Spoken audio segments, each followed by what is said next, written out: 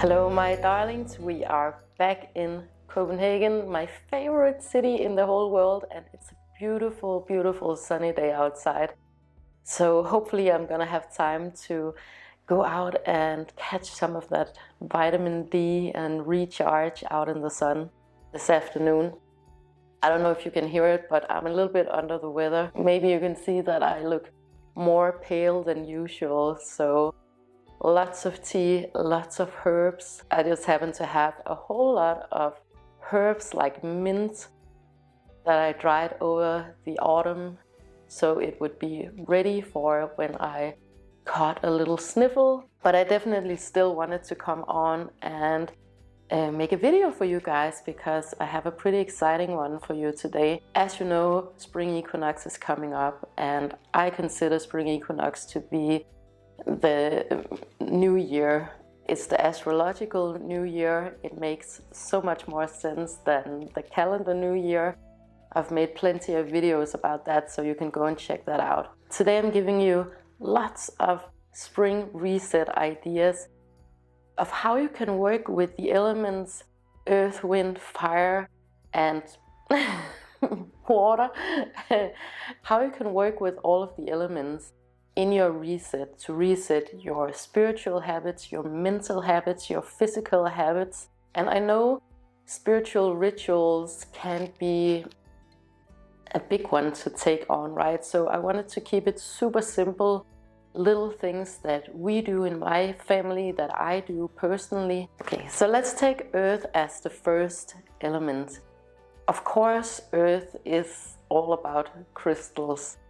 Crystals, they have different energies that you might associate with other elements, but of course earth is always about crystals. So this is a great time if you have a particular crystal in mind to go out and invest in a really good crystal that you can work with for this coming year. Another really good and really low maintenance and free practice is grounding. Grounding is when you basically go outside with your bare feet. You're directly on the soil or on the grass, so you're in direct contact with nature. Grounding is one of those things that I personally just miss a lot when we're here in Copenhagen. We live on the 5th floor and we don't just have a grass lawn to go out onto in the morning. But what you can do is go to a park, for example, take off your shoes, take off your socks, and have that physical contact with the earth. Stand there, meditate, whatever you feel like doing. Take a little walk, for example, a walking meditation, if you're in the mood for that.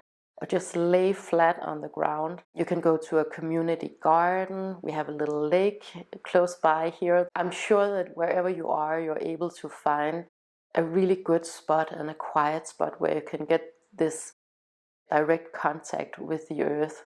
Another very popular practice, and a practice that I actually personally really love, is to hug a tree.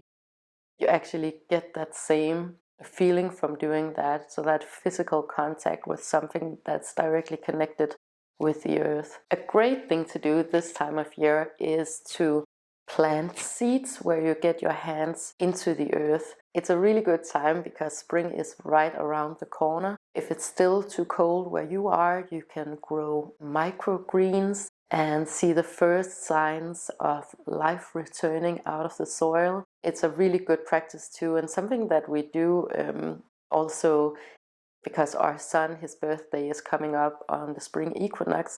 So what we do is plant a lot of microgreens, and then we use it to decorate the birthday table to symbolize the coming of life, right?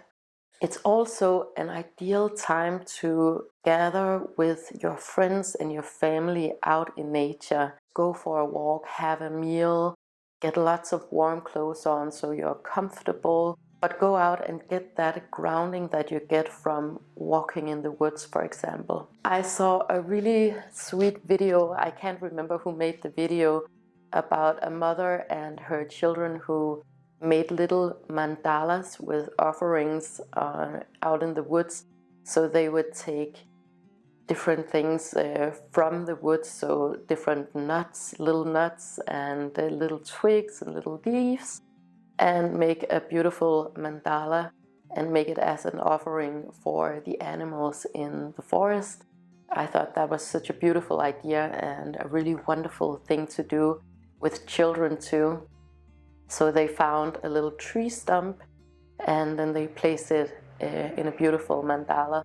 Another great idea is to clean up nature. So if you go and take a walk in the woods, bring a little bag, maybe bring a rubber glove, and then go and pick up trash if you find trash on your way, so that you're contributing to the wellness of the forest. That's actually a very mentally cleansing experience to do too. Then of course there are different cleansing techniques for crystals, and I'm going to talk a little bit about that. One cleansing technique that is really effective in my opinion is to place your crystals directly on the ground, or even burying your crystals in the ground. You can leave it overnight, you can leave it for a few hours, whatever you feel is necessary for you. But that's just a little ceremony that you can very effectively do if you have a garden, if you have a wood space, a little ceremony that you can have for yourself to mark that you are transitioning into a new phase of the year. The next element is air, and obviously air is about breathing. You can study a lot of breathing techniques. You can do actual breath work, which is amazing. I've been to some breath work classes and it's really, really interesting. So if you're not into that yet, maybe you feel called to look that up. I really want to emphasize also in this video that you don't have to do everything, but maybe some of the things that I mentioned in this video would be inspiring to you. I think breath work is really beautiful. A lot of times in our busy life, the breath is always up here, right? We never really get to breathe into the stomach. But if you don't want to do that, just go out to a natural area, to the beach, to the woods, and be conscious of the way that you are breathing in this beautiful fresh air. A really beautiful way of working with air too is through music. So that could be learning a new instrument, for example, if you're up for that. But it could also mean creating a beautiful playlist that you can listen to. It could be making music with friends and family, and it doesn't have to be complex music. It could just be whatever, like percussion, whatever you feel like playing, right? I recently had a really beautiful experience at a sound bath. And if you don't know what that is, it is like a combination of a concert and meditation, where you meditate while someone is playing beautiful singing bowls or different instruments, and you're basically just receiving these beautiful frequencies through the air into your body. It's really, really a beautiful thing. So if you can sign up for that anywhere, I would definitely recommend you try it out. Sound is also often used for cleansing crystals, and I think, again, I don't want to go too much into the physics of cleansing crystals, and I've talked about this before in other videos. But if you just think about it as a ceremony for yourself, for marking this transition phase, sound can be a really beautiful thing. If you have a drum or a bell or something like that, and you can create these different vibrations in your space and around your crystals, I think it's a very beautiful way of purposefully resetting your mentality to a new phase.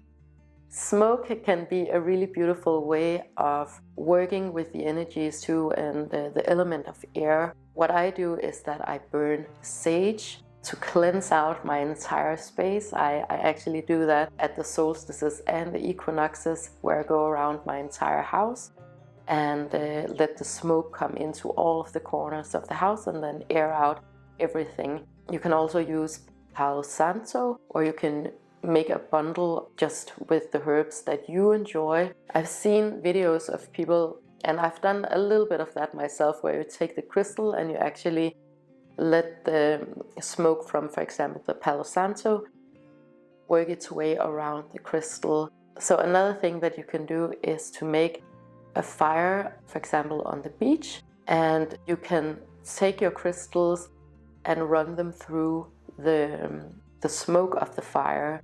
So again, whatever you feel called to do, right?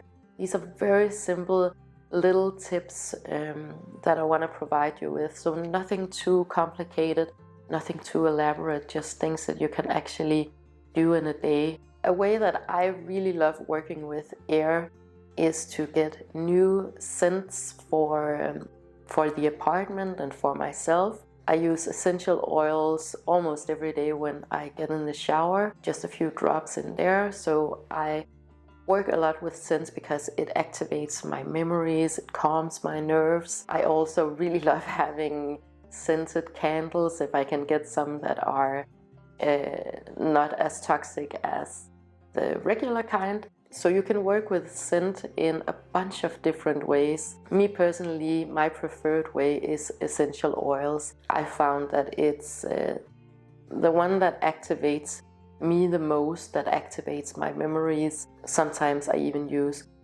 my crystals with a specific kind of essential oils, and I will rub my crystal in the essential oil so it activates my senses when I pick up a particular crystal. The third element is fire, and on a beautiful day like today, fire is of course the sun.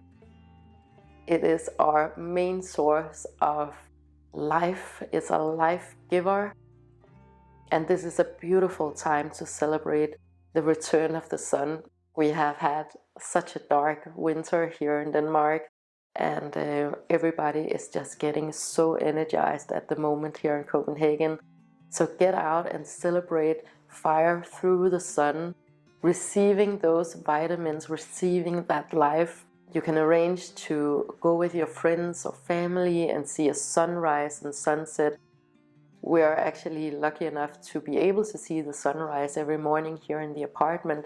But I remember when we lived in New York, we had like a 5-minute time slot in our apartment there where we could see a little bit of sun. So if that's your situation, maybe arrange to go into a park and watch the sunrise or the sunset. Another very beautiful and very practical way of working with fire is to light candles, if you can get beautiful waxed candles, for example, or if you can make your own candles and you can give them as gifts to your friends and family. I think it's a really beautiful way of contributing. This is also a really beautiful time to give gifts to others. So if you can give the gift of fire, I think that's really beautiful. You can make beeswax candles, whatever you feel like.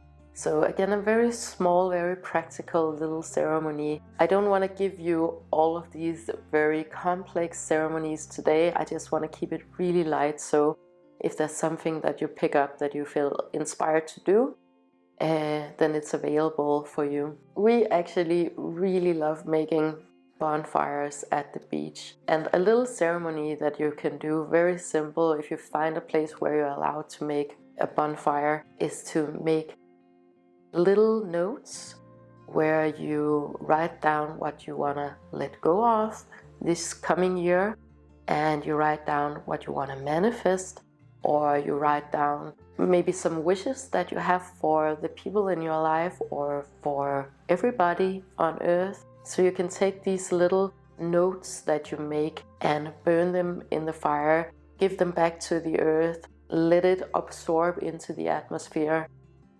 and let nature do its thing. I think it's a very powerful ceremony, and it's a practice that we do on a yearly basis. I find that it's very effective for me and for us. It's a really fun thing to do with kids. If you have children, you might feel like it's a little bit too airy-fairy and esoteric, and that's absolutely fine, but you can just try it out and see where it takes you. You can of course also use fire as a method of cleansing crystals and getting them all ready for this coming year. I wouldn't recommend putting crystals directly into a fire. What you can do is that you can place them directly out in the sun. Now, not all crystals are well suited for that type of ceremony. For example, amethyst bleaches really fast, but most other crystals are really great for that. If you have a windowsill, you can leave them there where you can get some direct sunlight. If you have a balcony or a garden, you can leave them out there too. A really easy way of working with fire on your crystals. The fourth element is water. Here in Denmark, it is really popular, and it has always been really popular to winter bathe and to do wild swims. People do it all year round, even when there's ice on the water. When I grew up, it was mostly the senior citizens who did it to just get this instant boost of energy, of endorphins. It was always a thing that people did to rejuvenate, to tighten up the skin, to tighten up the muscles. I haven't done it myself. I actually really do want to give it a chance this year, but you have to build up your body and your psyche to actually go through with this. So what I've been doing is that when I take a shower, I take like a normal hot shower, wash my hair, wash my body, and then I take maybe for a minute or two a really cold shower. And that's a way of training your body into getting used to going over the edge and pushing yourself mentally to do something that's uncomfortable. But then if you stand there for a few minutes, it becomes really comfortable. I especially love doing it after a really good, intense workout, but I definitely want to do winter bathing this year too. Here in Denmark, the weather is really up and down, and we do have pretty pronounced seasons. Today it feels like spring, but tomorrow it could be raining cats and dogs. And that's another thing, of course, the rain, enjoying the rain, getting out in the rain. Rainwater is such a vital part of life here on Earth. If you have a garden, you probably already know this or noticed this, that the rainwater is so much more nutritious than the water that comes out of your garden hose. And the same thing goes like all the way around. So if you can get out into the rain and actually enjoy it, or put your crystals out into the rain. A really old trick for cleansing crystals is to put them out under the full moon in the rain. I've done that a little bit, and I think it's a wonderful practice. You of course have to be mindful of if your crystals are water soluble, if they can actually handle with air or direct fluids. A really beautiful ceremony, and a simple ceremony that you can do just for yourself, is to bless the water that you drink. Very, very simple. You take your glass, sit with it in front of you, close your eyes, and you make a little blessing. Something like, thank you for nurturing my body. Thank you for being available for me. So a little gratitude ceremony for your water.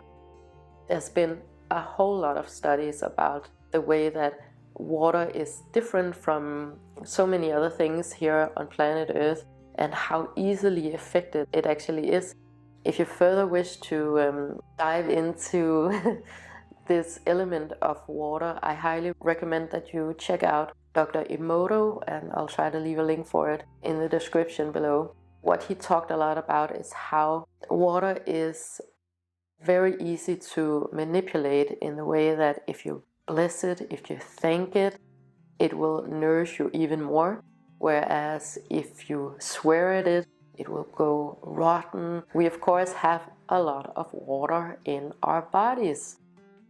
So that also comes back to self-talk, how we talk about ourselves. But we can always start with the things that we drink, and you don't have to do it out loud. You can do it mentally if you feel more comfortable with that. And it's also a really good practice, you know, every time you take a drink, that you say some kind of gratitude. Yeah, so you just get like consistent gratitude throughout the day. Cleansing crystals with water is actually the method that I use the most. What I do is that I take a big bowl and I put some natural salts in there and put water in. I actually think the tap water that we have here in our building is pretty good. And then I gently wash my crystals. I do this every equinox and every solstice. And then they look nice and fresh and clean, and they're ready to go for the new season. Okay, I hope this video was okay, even though I'm a little bit stuffy. Yeah, so I'm gonna go out and enjoy the afternoon out in the sun, recharge, and then I'm gonna do a little spread with some snacks before dinner. So yeah, but that was it for today. I hope you found it helpful and inspiring, and I want to say thank you so much for watching this video. If you enjoyed it and you would like more of this type of information, make sure to like, share and subscribe. It helps me to know what you guys want me to talk about, and it also helps us to find this content if that is what they're looking for. And I want to wish you the most amazing day with so much love to you and to yours.